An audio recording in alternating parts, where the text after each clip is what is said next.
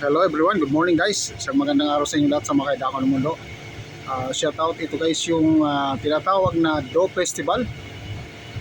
Ginaganap ito taon-taon dito sa Katara Cultural Village. Makikita niyo yung napakaraming bangka.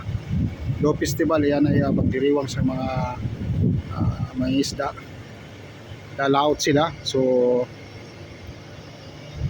may pa-premyo dyan ang pinakamarami mahuhuli. Napakalaki ng premyo. So bisita kayo dito pag gabi kasi napakaganda ng mga lightnings. May enjoy nyo. May mga coffee shop, restaurant, mga kiosk. At saka marami kayong mabibiling mga ano dyan. Mga traditional na mga handicraft. Pasyalan nyo dito guys.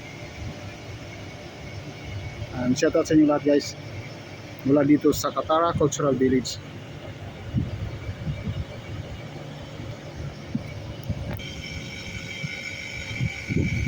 God bless and until next, just please don't forget to like, share, subscribe guys para ma-update kayo sa aking mga video.